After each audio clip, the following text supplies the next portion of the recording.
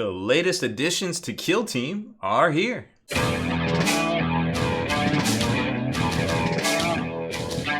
Spiky Bits.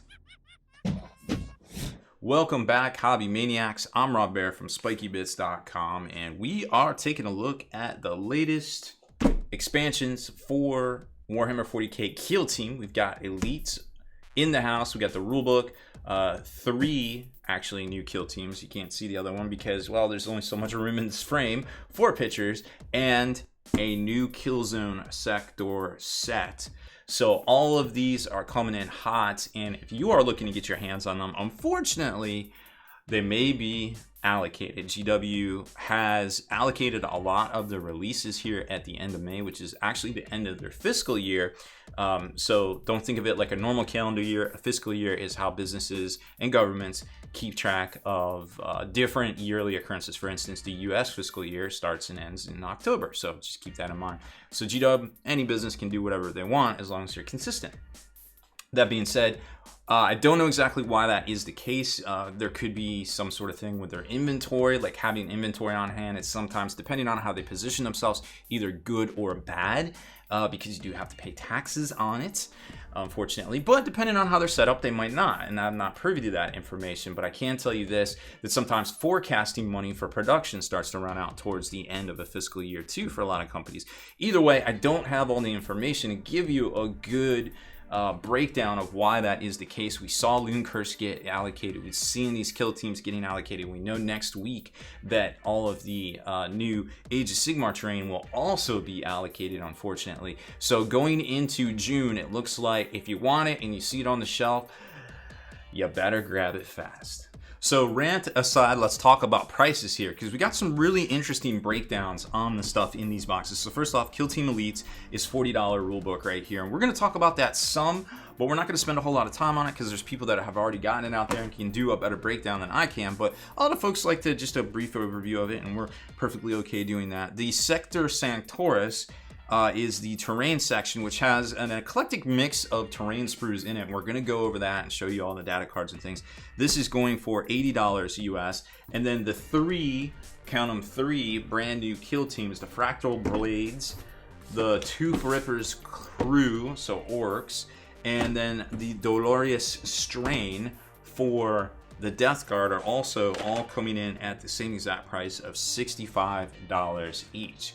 So let's take a look inside these boxes here and see exactly what you're getting and break down the value. Oh, and one other thing, I don't know which box it is. Oh, here it is right here. So one other thing I wanted to mention was, you know, GW has been talking about bilateral trade and imports and things with the whole Sylvaneth snafu. And I just wanted to mention something that, yes, GW does import things and manufacture things in China, which is a really important thing to think about right now with the proposed tariffs by the current American administration in Washington against Chinese manufactured goods. Now, a lot of folks, you don't realize that, you know, when we buy stuff from, like, say, a company in Europe, generally we don't have to pay a tariff. We don't have to pay an import fee. We don't have to pay a VAT like some of those other countries do when they bring their stuff in.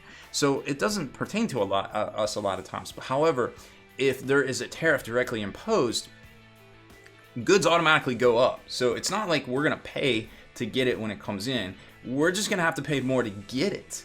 So that's kind of what's on the docket in Washington right now. If you haven't checked out the article over on SpikyBits.com about games and hobby stuff in general potentially going up in the near future by June, you know, the end of June at the potential earliest, at least 25%.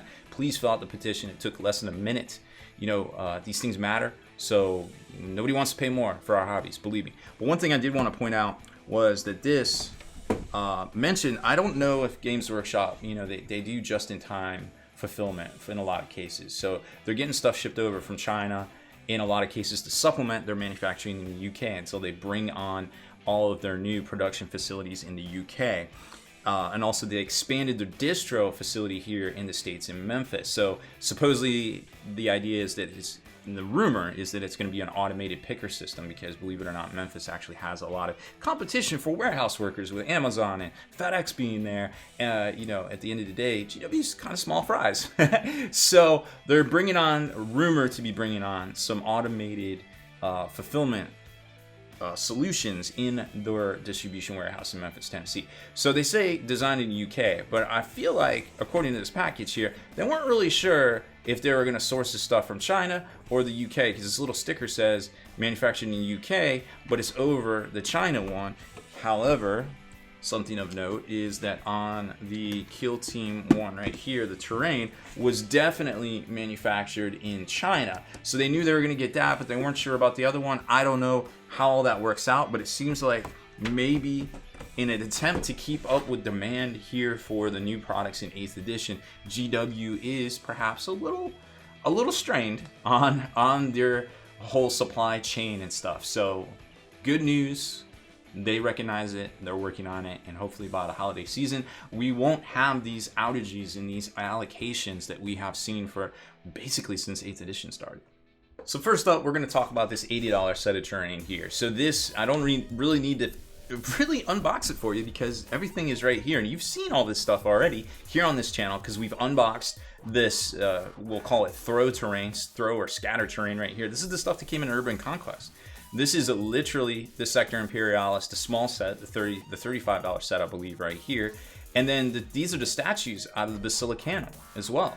So we've seen all this stuff. The only thing we haven't seen is the board here, which has got a really nice little kind of fold out. And remember, this isn't going to be the full size fold out like in the board game. This is going to be the half size fold out because it literally fits in this box right here. So in theory, I don't have to show this to you because I feel like I've showed it to you already, but I am going to show you the cards and stuff that come in here because that's probably important. Now let's talk about something right here real quick. $80 US for this box. Now, there used to be a terrain set, and it's still available on GW's site, called the Honored Imperium. That's $35. So in theory, and that's for one statue. In theory, Basilicanum's $110. You could make the argument that potentially these are at least $35 to $50 for this set of terrain right here. This set's $35, and if you actually look up the sprues that come in the Urban Conquest box, they go for $20 to $25 currently before this stuff came out on eBay right now. So in theory, you're gonna get well over $100, if not, you know, 120-ish dollars worth of value, plus all the board and plus all the cards and everything in here too. So if you're into Kill Team, solid value. If you're into just getting a bundle of terrain, it's still a pretty solid value because, you know, you're gonna pay basically a third less than what you would if you found all this stuff separately, but you can't physically buy this stuff separately except for this kit from Games Workshop. So overall, it's probably a win. Let's take a look at the cards themselves. And here's the contents of the box. You're gonna get an instructions sheet, kind of a lore sheet, kind of setting you up to your battles in here, the tactics cards, which I'm going to show you here in a second, and some of the match play missions.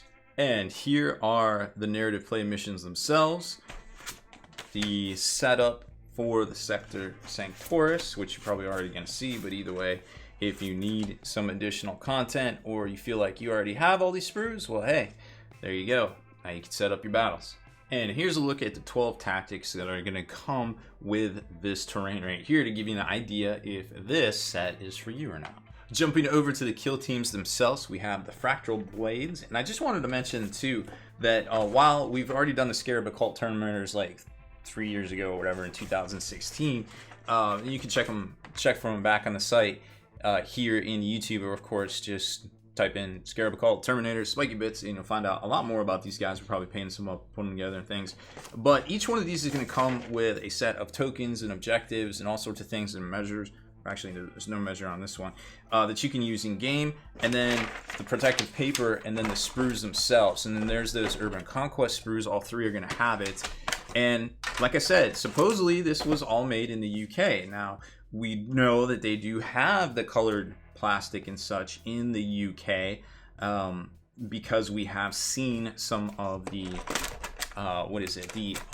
Underworlds sets come out of the UK with manufactured in the UK. I personally don't know any UK law here in the States. I think you can, as long as most of the assembled product is put together, that doesn't mean manufactured, like put together in the box in the States, you can say something is made in the USA. I don't know how that works in the UK or even the EU, but according to that sticker that I showed you, this was all made in the UK, air quotes. So whatever. We've seen all this stuff before, no sense talking about it, but I did want to show you how the basic configuration of the box is, and it's going to come with all your instructions and everything right here, and then all your cards and your missions, which we're going to take a look at right now. So here are the Thousand Sun specific tactics. We've got 4 of the 5 roster cards right here, the 2 narrative play missions, and then when you flip them over, you'll see their deployments and their tactics right there. And then here is the other roster card. So that's pretty much the contents of the entire set right here. Now, one thing to note, I should have done a review or the overview of the Elites book first, but I just want you to know, as you notice the points cost right here, you're going to be like, oh, okay, interesting. So I didn't see restriction in there where you couldn't play them in normal games of Kill Team, like Commanders is only set to higher point games. So I would imagine, based on that determination, and only having played a demo game of Kill Team, unfortunately, that you could still play Kill Team, or you could still play Elites with normal Kill Team, but chances are you only have one squad of these Elites, where your opponent could bring larger numbers of smaller squads and different things to kind of battle against you. So it might be kind of like an uphill battle for them, more thematic, something like that. So feel free to correct me in the comments below, because I don't want to spread any false information. But me just reading and knowing what I know and being a potential new Kill Team hobbyist, that's how I'm seeing this right here.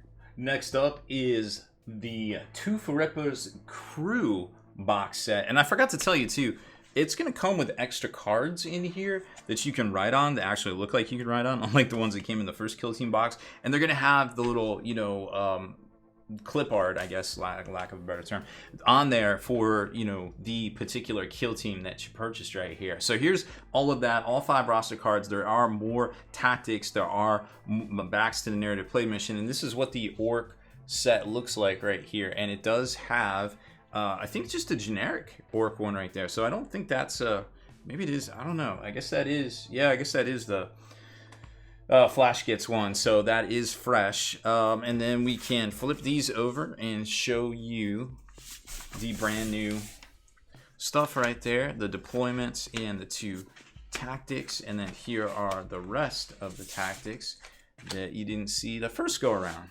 And last, but certainly not least, is the Dolarius strain. Some of the coolest looking models out there. And the Blight Lords are actually coming out strong in the 40k meta currently here in going into summer of 2019. So they're pretty neat. So here are the 2 narrative play missions, the 5 roster cards, which, like I said, it's going to come with extra roster cards too. And then you've got 6 of the 8 tactics right here. And then if we flip these over for you, you are going to see the setup, and here's the other 2 tactics cards right there for you to check out. Now that is it for models, but we still have to talk about the new Elite rulebook itself. And here it is, the new Elite rulebook right here for Kill Team, coming in hot. It's 144 pages, so if this was hardback, it would definitely look to be about the size of the Space Marine Codex, because it's thick. Super thick. So here are the contents, which we saw in Warhammer Community, so no big surprise right there. You're going to get a lot of new units from Kill Team, including the Custodes. Ooh, Custodes. So the rules, like I said, really seem to be, I mean, they're geared towards elites and stuff like that. They put reserves in here, which was kind of interesting, because I guess that's not a part of this. And remember, there's different phases. If you're just a kind of a novice when it comes to this, it does not play like 40k. I mean, it's got the basic mechanics, and but it's a little bit different. Legendary Hunter Specialist. Now additional rules. This is where they're going to talk about stuff that already exists, and then it goes into reserves and how reserves is going to work in a command point tactic for Outflank right there, one of the things back from 7th edition. Then it goes into sub-factions. So for Marines, you're going to have their own special rules, not to be confused with tactic cards that are like stratagems, but these are chapter tactics, which are special rules for the chapters. And then it goes on down the line like doctrines for a guard. Forge World Dogma for the AdMech, Legion traits for the Chaos Duders, Craft World abilities, Drakari obsessions, yada yada yada. You've seen this stuff before in regular 40k, but not in this game quite yet. So lots and lots of stuff. I'm just going to keep going through it. Hit pause if you want to read it all. And then it goes into the individual tactics for each section here. So there's the Astartes, and it goes into some of the elite choices that you can take and their points costs, and then all their levels and different things and stats. And then there's specific command point stuff as well, or excuse me, tactics as well. And then you go through the whole book, and they're all in here. Everything that they showed you in the contents page obviously is in here. But something to note, of course, and there's some missions in the back, and then they give you some cards that you can copy to, some roster cards if you need them, is that Custodes are in here, which is kind of crazy. So let me show you that. I'm a Custode player. I love Custodes. Just something about it being so old, and now they're back. I guess they never made miniatures. I guess those weren't Custode models they made back in the day. Those were Grey Knight miniatures, but they were very similar to some of the artwork for Custodes. So I guess that's why it stuck with me for, oh, where are the Custodes? I guess that's why it stuck with me for so many years. Or maybe some of the artwork that came out in, here they are, in the early 2000s that really reintroduced the whole Guardian kind of mythos. So here's the Custode special rules. Your specialists, your different things in here, because they haven't been introduced before. And then it goes into their tactics, their duders. So a shield captain is 118 base, and then the guard, the Alaris Custodian, and that's it. So very neat stuff in here. Definitely worth picking up if you want to supplement your existing games. Like I said, I don't think this is indicative of being played as a separate game. You can play this in all of your kill teams. Please don't take that as 100% fact, as I am not super familiar with this whole rule system, but just reading and comparing it to Commanders, that's what it looks like to me. So that's about it for this one. Thank you for hanging in there with me. I will try to make it as quick as possible and breaking down as much as we could and being as informative as we could. This week marks our 10th anniversary here at Spiky Bit. So publishing videos, of course, came later. We've only been doing that for about 6-7 years. I'd have to look back at this YouTube video. But either way, thank you very much for watching, reading, chiming in on Facebook for all of these years. Can't say thank you enough out there. So if you haven't already, make sure you hit that subscribe button, turn on notifications so you can be the very first to like and comment on all our videos.